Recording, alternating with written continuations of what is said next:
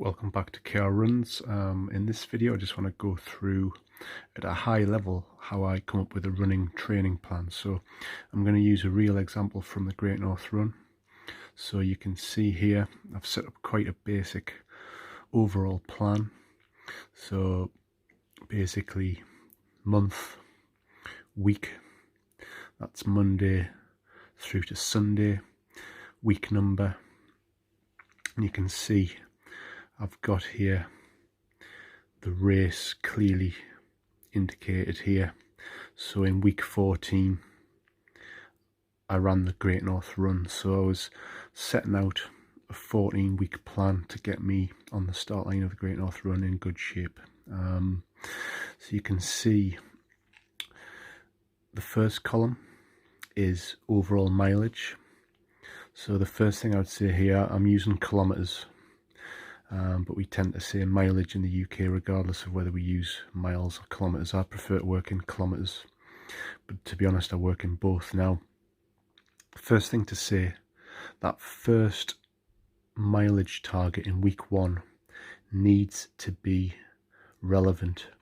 It needs to be sensible, and what I would recommend you do there is look at the last 6 to 8 weeks of your training and try and work out an average.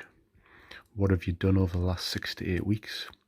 So, you know, you might have done no training whatsoever, which means you need to be very sensible in terms of where do you start. Or you might have averaged, 40 kilometres, but in my case I felt like 35 kilometres was a good place to start. And you can see what I'm then doing is adding approximately 10% until I reach week 4, and then I hold that mileage until I feel comfortable I can start to then add another 10%. As you can see, I spent 2 weeks at 47 kilometres before increasing to 52, 57, 63, 69, and then I hold it at 69, and then I spend 4 weeks at 69, and then I have a real taper down to 50 and 50 in the week of the Great North Run. So that's very much how I did this plan. So 69 kilometres was my peak mileage. I then had a column to record actuals, and I like to record whether I managed to do more mileage or less mileage. So you can see in week 1 I actually did 7 more kilometres in plan. In week 2 I did 1 more. In week 3 I did 2 less. And you might want to keep a running plus or minus total in terms of, so you can see by the end of week 2 I was 8 kilometres ahead of plan. End of week 3 I would have been 6, and so on, because really you don't want to veer too far away from the targets within reason. You can see week 6 I actually ran 22 kilometres more than planned, which isn't really advisable. And in week 10 I actually did 35 kilometres less. So yeah, I was up and down. But this is the key point, is that I'm a big believer in planning effectively, but also not being scared to veer away from plan. So once you've got your high level mileage targets, which are sensible, progressive, you can then think about how you're going to split that mileage up at a high level. So as I say, I like to keep this really simple. So I have these 3 columns. So the first column is workout, the second column is easy, and the third column is long run. So you can see, let's take week 1 as the main example here. I like to work on 5 to 10% maximum workout. So if I'm going to do 35 kilometres overall, I'm only going to work out for 1.75 kilometres. Now that might seem small, but I think it's sensible. So for example, I would do 1.75 kilometres at sort of half marathon pace, or I might even, because it's week 1, do it at marathon pace, for example. So I'm just starting to get the legs thinking about race pace. Easy mileage is usually 65 to 70% of the total weekly mileage, and then the long run is a maximum of 25% of the total. So 8.75 kilometers would have been the long run. I mean, it's less than half a half marathon, but based on the 35 kilometers, you need to keep things in proportion. So there, 8.75 would be a sensible place to start. And I usually run these long runs at an easy pace as well, although you'll see later that I sometimes mix things up with faster running within a long run, which is really beneficial if you're preparing for something like a half marathon. And finally, in the last column, I've got races. So you can see in week 2 I did a 5k on the track. In week 5 I did a 3k, did a 5k on the roads in week 7. I can't remember what that was in week 8. And I did the Quayside 5k where I ran a big PB 16:01 in week 10. So those were just little tune-ups leading up to the Great North Run.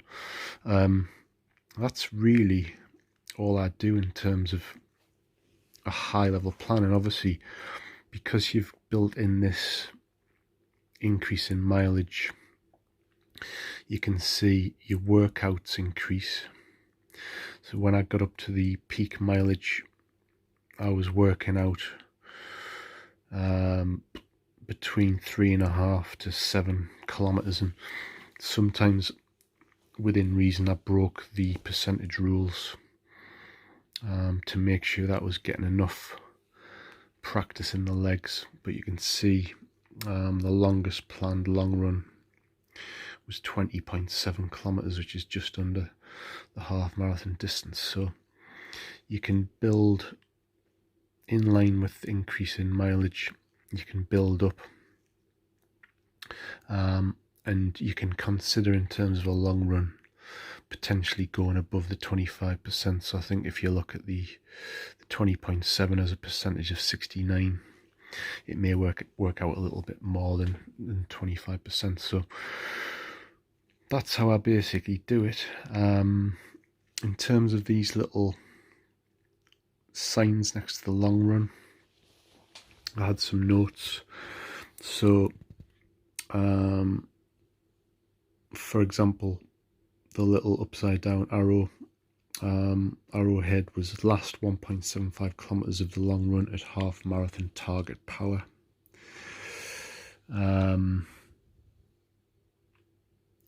Where I had the asterisk, that 20.7 long run, that asterisk was last 7 kilometers.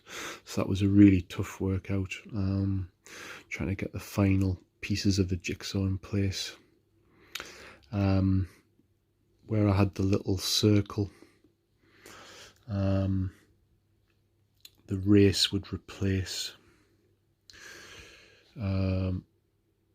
race replaces the long run, and I would try and make sure that the total distance for that day equaled the long run target. And the other thing I had some little notes. So note number 1, next to the workout, all workouts ran at half marathon target power. In terms of easy running, all easy running was based on an average heart rate of approximately 135 beats per minute with a maximum of 150.